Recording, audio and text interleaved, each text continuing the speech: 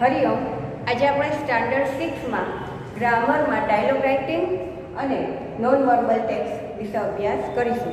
એ પહેલાં હું તમને જનરલમાં થોડું કહી દઉં છું કે જનરલ જે છે આપણે જનરલ ઇંગ્લિશ, તો એમાં શું છે કે આપણે અત્યારે પહેલા સેમેસ્ટરમાં 1 થી 15 પાઠ છે એ ફર્સ્ટ સેમેસ્ટરના છે. તો 1 થી 15 પાઠ આપણે કમ્પ્લીટ થઈ ગયા છે. તો આપણે હવે શું કરીશું કે રિવિઝન કરીશું. મારે હવે સેકન્ડ સેમેસ્ટર 16 પાઠથી શરૂ થશે, પણ એ આપણે કરવાનું હમણાં નથી. તો 1 થી 15 પાઠ છે તે સેમેસ્ટર 1ના છે, તો એ આપણે કમ્પ્લીટ થઈ ગયા છે.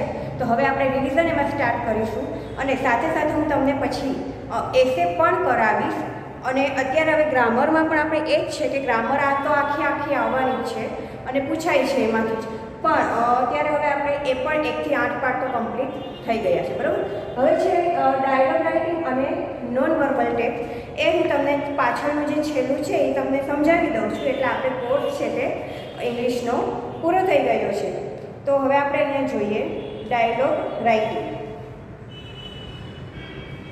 એમાં છે કમ્પોઝિશન. ફર્સ્ટ છે કૌંસમાં આપેલા શબ્દ સમૂહનો ઉપયોગ કરીને સંવાદ પૂર્ણ કરો. I have failed in English. How are you is not happy. What happen. I am fine. હવે Atul said how are you Parag. Parag said I am fine Atul. How are you. Atul said not fine. Parag say પછી શું આવશે તો કે what happen. આ તો સાવ easy છે કે તમે આઈ થિંક લખી પણ નાખ્યા હશે. હું એવું ઈચ્છું છું કે લખાઈ ગયા હશે તમારે બધા. તો હું તમને બોલું છું અને સાથે સાથે તમે જો ના કર્યું હોય અથવા તો કરી લીધું હોય અને કદાચ એકાદ વાક્ય ખોટું લખાઈ ગયું હોય તો એમાં તમે નોટિસ કરી લેજો. તો અહીંયા હવે આવશે પરાગ સે vote happen. Atul say I have failed in English again. Parag said, "Oh, I am sorry to hear that." Atul said, "My father is not happy." બીજું છે thank you, I want to go home. May I come in? I have fever. I am not well. Sagar said, "May I come in, sir?" Mr. Pandya said, "Come in, Sagar." Sagar said, "Sir, I want to go home." Mr. Pandya said, "Why?" Sagar said, "I am not well." Mr. Pandya said, "What happened?" Sagar said, "I have fever." Fever એટલે કે તાવ આવે છે. Mr. Pandya says, "Okay, please bring a leave note tomorrow." Sagar says, "Sure, sir. Thank you." એ જ પ્રમાણે ત્રીજું છે I am going by a luxury bus. Where will you go? How many days? How will you go? એમાં પહેલું છે Raj says, "Where will you go next week?" Payal says, "I am going to Saurashtra." Raj says, "How will you go there?" Payal says, "By a luxury bus. It is a package too." Raj says, "How many days will you stay there?" Payal says, eight days and 7 nights. જુઓ, ધ્યાન રાખજો, વર્કશીટમાં મેં આ paragraph છે તે પૂછ્યો છે. તો જેથી કરીને ભલે તમે લખી લીધું છે, કદાચ ચલાવાઈ પણ ગયું છે, આઈ થિંક હું ફરીથી રિવિઝન કરાવી દઉં છું કે જેથી કરીને કંઈ પણ ખોટું લખ્યું તો લખી નાખજો, કેમ કે વર્કશીટમાં મેં પૂછેલું છે. કોઈ પણ એટલે એવું નથી, ગમે તે પેરેગ્રાફ મૂકેલો છે, તો ધ્યાન આપજો. હવે ચોથું છે when is the train. Which train? Excuse me at 10 o'clock. Thank you very much. Jigar say, "Excuse me please."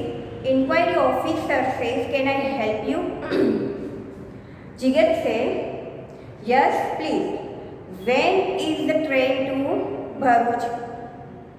Inquiry officer says, "The next train is at 10 o'clock."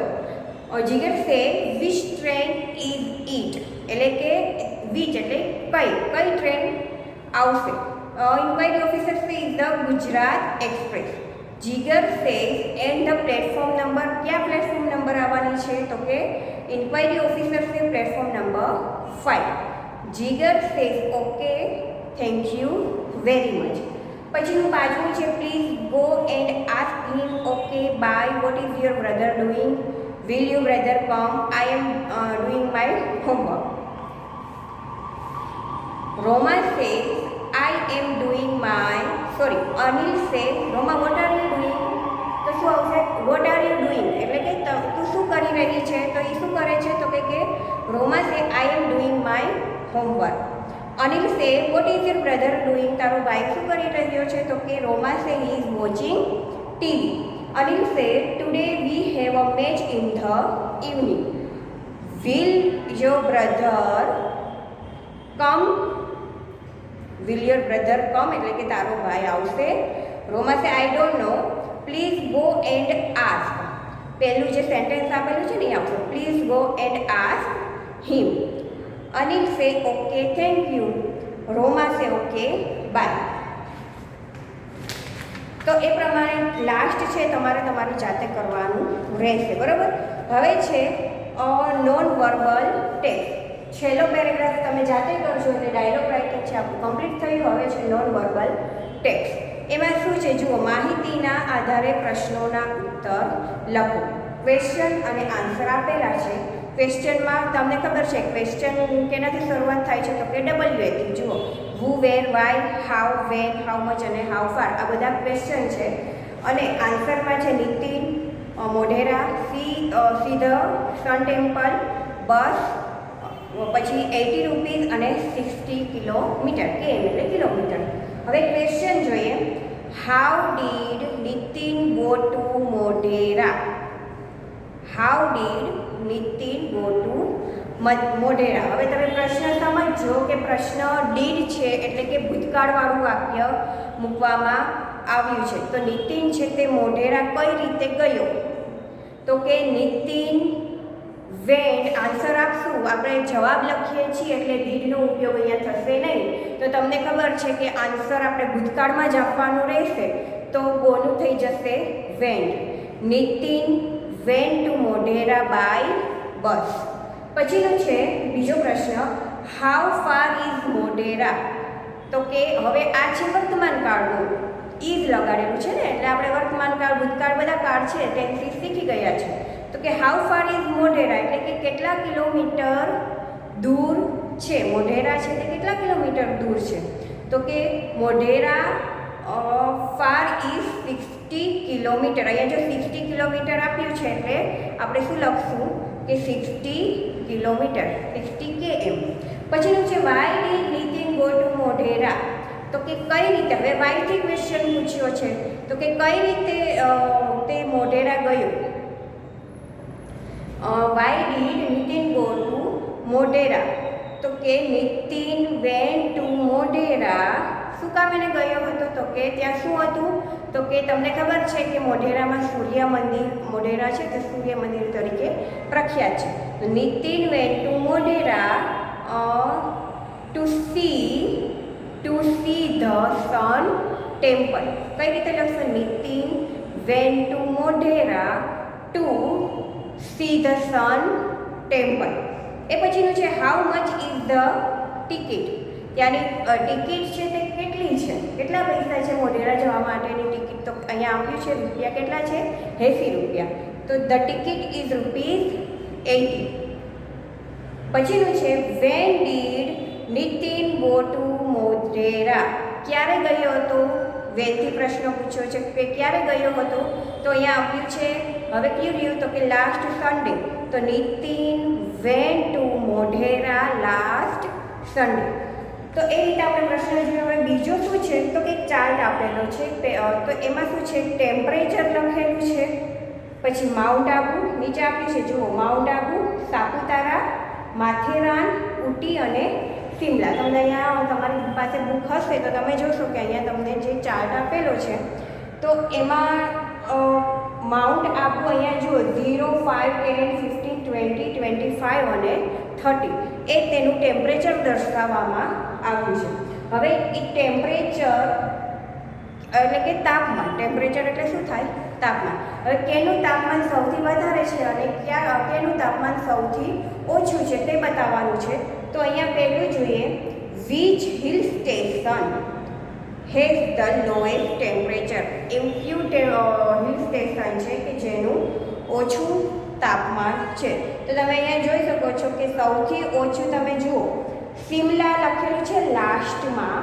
શિમલાનું તાપમાન છે 0 થી આઈ થિંક 5 સુધી છે, 5 થી થોડુંક ઉપર છે, એટલે સૌથી લોએસ્ટ છે શિમલા. તો શું લખવાનું? Shimla has the lowest temperature. Shimla has the lowest temperature. એ પછીનો બીજો પ્રશ્ન છે, what is the temperature of mount Abu?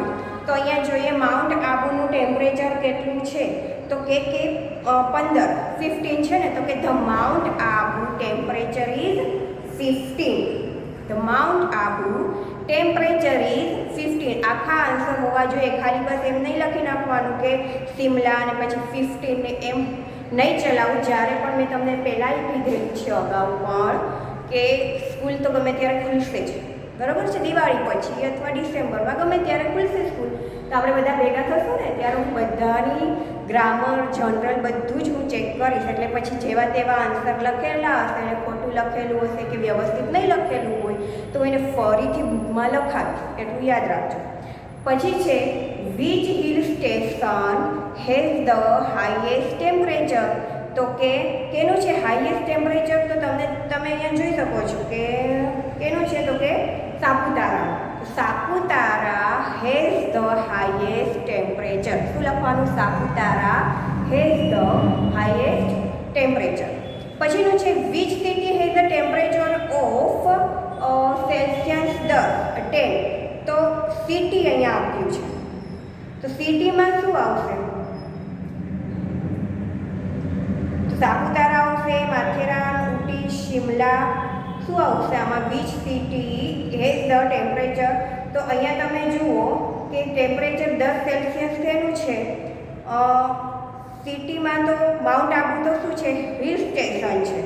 Ooty, તો એ ઉટી આવશે. શું આવશે? ઉટી છે એનું 10 છે, બાકીના તો બધાના 15 છે, 25 છે, 20 છે, તો ઉટીનું 10 છે એટલે શું આવશે અહીંયા? Ooty has temperature of 10 celsius. What is the temperature of Matheran? માથેરાનનું કેટલું છે? તો કે 20. તો શું લખવાનું?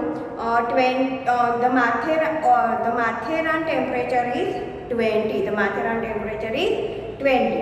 હવે છે એડવેન્ચર ક્લબ. હવે શું આપ્યું છે? એડવેન્ચર ક્લબ છે, એક કાર્ડ આપેલું છે, એમાં શું લખ્યું છે જોઈએ. 3 days camp at Jambughoda, special package for student and children below 14 years, Sasan Gir educational tour 4 days and 3 nights. તો અહીંયા એક જાંબુઘોડા જવા માટેની એક પેકેજ છે જે સ્ટુડન્ટ એટલે વિદ્યાર્થીઓને 14 વર્ષના બાળકો, 14 વર્ષ કરતાં નીચેના બાળકો, બિલો એટલે નીચેના, 14 વર્ષ કરતાં નીચેના બાળકો માટેના એક સાસણગીરમાં ક્લબ છે જે ટૂર જવાની છે 4 દિવસ અને 3 રાત માટેની. તો અહીંયા આપણે ક્વેશ્ચન જોઈએ. Who has organise the camp? Organise કોણ કરે છે? તો કે એડવેન્ચર ક્લબ. તો કે the organise is the camp of adventure club. How many days in the camp? તો કે there are 4 days and 3 nights. There are 4 days and 3 nights is the camp. Where is the camp? Camp છે તે ક્યાં છે? તો કે ક્યાં છે? તો કે સાસણગીર છે ને, તો કે the camp is Sasan Gir. How many days in the tour to Sasan Gir? જો હવે ખાલી દિવસ માટેનું જ પૂછ્યું છે તો શું લખશું? તો કે how many days the tour of Sasan Gir? તો કે 4 days is the tour of Sasan Gir. ખાલી દિવસનું જ પૂછ્યું છે. પછી છે who will give all the details? તો કોણે આપી છે આ બધી ડિટેલ્સ? કોણે આપી છે? તો કે શું આવશે? એડવેન્ચર ક્લબે આપી છે, એટલે આવશે કે બધી ડિટેલ એડવેન્ચર ક્લબે આપી છે.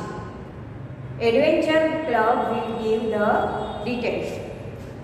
હવે પછીનું છે અહીંયા બીજું આપ્યું છે ટેબલ. જૂન, જુલાઈ, ઓગસ્ટ, સપ્ટેમ્બર, ઓક્ટોબર અને નવેમ્બર, જેમાં કયા કયા જે દિવસો આવે છે આપણે ઉજવીએ છીએ એના વિશેની વાત કરી છે. તો જૂનમાં તમને ખબર છે કે આપણે 5th જૂને એન્વાયરમેન્ટ ડે ઉજવીએ છીએ. પર્યાવરણ દિવસ તરીકે આપણે જૂન મહિનામાં 5મી તારીખ સેલિબ્રેટ કરીએ છીએ, બરાબર. જુલાઈ 1 જુલાઈએ ડૉક્ટર્સ ડે આવે છે. પછીનું છે એ જ રીતે 5 જુલાઈ છે તો એની સામે છે 21 તારીખ, મતલબ કે 21 જૂન. 21 જૂને ફાધર્સ ડે આવે છે. પછી 1 જુલાઈએ ડૉક્ટર્સ ડે આવે છે અને 26 જુલાઈએ શું આવે છે તો કે કારગિલ વિજય દિવસ. ઓગસ્ટ મહિનામાં છે 5 ઓગસ્ટે ફ્રેન્ડશિપ ડે આવે છે અને 15મી ઓગસ્ટે શું આવે, હમણાં જ આપણે ઉજવ્યું ઇન્ડિપેન્ડન્સ ડે. પછી 9 ઓગસ્ટે આવશે ક્રાંતિ દિવસ આવે છે અને 24 તારીખે શું આવે છે તો કે સંસ્કૃત દિવસ આવે છે. સપ્ટેમ્બર મહિનામાં 5મી સપ્ટેમ્બરે ટીચર્સ ડે છે અને 24 તારીખે વર્લ્ડ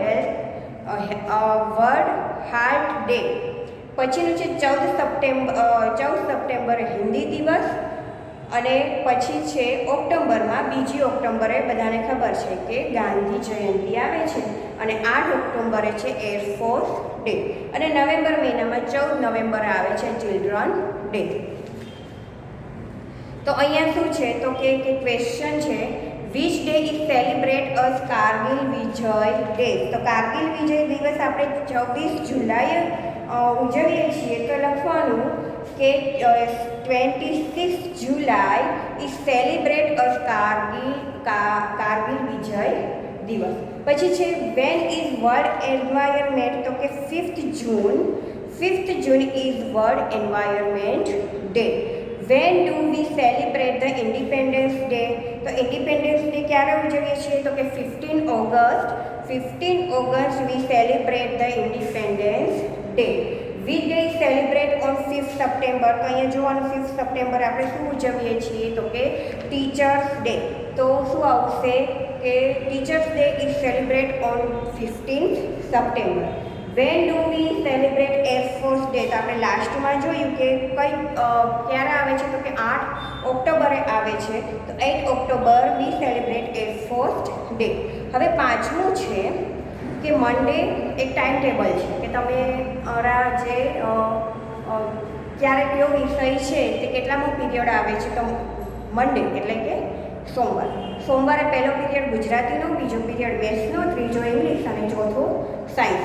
મંગળવારે પહેલો છે મેથ્સ, સેકન્ડ છે હિન્દી, ત્રીજો છે સાયન્સ અને ચોથો છે ગેમ્સ. તો એ રીતે મંડે ટુ ફ્રાઈડે તમારે 1 થી 4 પીરિયડ, પહેલો પીરિયડ શેનો આવે છે, પછી બીજો કયા વિષયનો આવે છે, ત્રીજો કયા વિષયનો આવે છે, એક ટાઈમ ટેબલ આપેલું છે.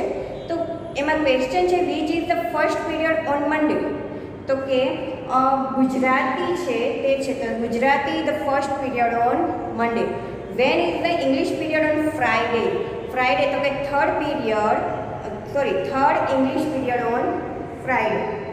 પછીનું છે which subject will you learn in the first period on Wednesday. તો તમે કયો સબ્જેક્ટ છે તે પહેલા પીરિયડમાં ક્યારે ભણો છો તો કે બુધવારે. તો બુધવારે પહેલો પીરિયડ છે સોશિયલ સાયન્સ. ત્રીજામાં આવશે social science subject will you learn in the first period on Wednesday. ચોથો છે when is the maths period on Thursday. Thursday છે ગુરુવારે મેથ્સનો પીરિયડ ક્યારે આવે છે તો કે મેથ્સનો પીરિયડ આવે છે ત્રીજો. તો કે third period is maths on Thursday. એ પછીનું છે વેન વિલ યુ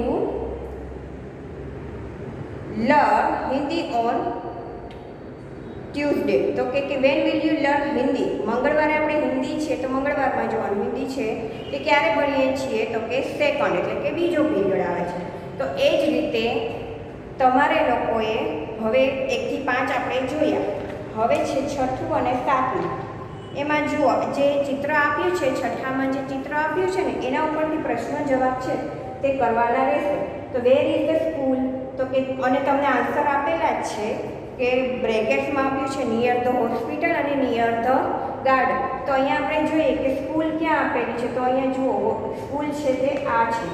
તો ક્યાં આવેલી છે તો કે the school is near. Hospital બહુ દૂર થઈ જાય છે, ગાર્ડન નજીક છે એટલે શું આવશે near the garden. Which place is near the bus stand. તો બસ સ્ટેન્ડ જુઓ અહીંયા વચ્ચે આપેલું છે તો કયું છે પોસ્ટ ઓફિસ છે કે પોલીસ સ્ટેશન છે. તો અહીંયા આપણે જોઈ શકીએ છીએ કે પોસ્ટ ઓફિસ છે તે નજીક દેખાય છે.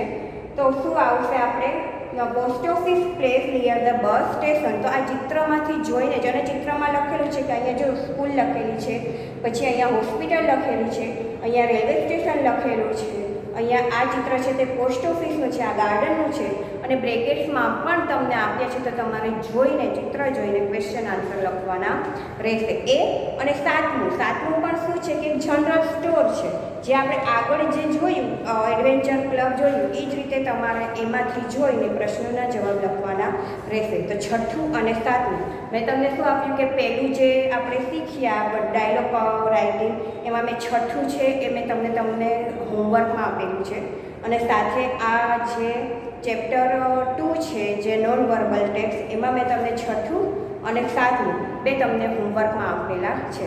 હવે રહેશે પિક્ચર ડિસ્ક્રિપ્શન, એ આપણે હવે નેક્સ્ટ પીરિયડમાં આપણે આગળ જોઈશું. પિક્ચર ડિસ્ક્રિપ્શન કમ્પ્લીટ થઈ જાય એટલે મોસ્ટલી આપણો જે ગ્રામર છે તે આમ તો કમ્પ્લીટ થઈ જશે, અને પછી લાસ્ટમાં રહે છે કમ્પ્રેહેન્શન, એટલે કે પેરેગ્રાફમાંથી પ્રશ્નોના જવાબ કરવાના રહેશે. પછી તો મોડેલ ક્વેશ્ચન પેપર છે એ તમારે તમારી જાતે જ કરવાનું છે. હું કરાવીશ પણ હું તમને, પણ તમે તમારી જાતે કરતા રહેજો કે આપણે આગળ જે બધું આવેલું છે ને એ જ છે. તો હવે આપણે રહેશે ત્રીજું ચેપ્ટર અને ચોથું ચેપ્ટર. લાસ્ટ ગ્રામરમાં ત્રીજું અને ચોથું ચેપ્ટર બાકી છે. બાકી જનરલ ઇંગ્લિશમાં પણ આપણે છે તે 1 થી 15 પાઠ કમ્પ્લીટ થઈ ગયા છે. હવે હું તમને જ્યારે ઇંગ્લિશ 2નો પીરિયડ આવશે ત્યારે આમાંથી જે લાસ્ટ બે છે એ કમ્પ્લીટ કરાવી દઈશ, એટલે આપણું છે ઇંગ્લિશનો કોર્સ ફર્સ્ટ સેમેસ્ટરનો પૂરો થઈ જશે. ઇંગ્લિશ 1 તો હું તમને ડીસીમાં અત્યારે દેખાડું છું, જે આપણે રિવિઝન અત્યારે થઈ રહ્યું છે. તો આ હોમવર્કમાં જે કીધું છે તે કમ્પ્લીટ કરજો. હરિઓમ.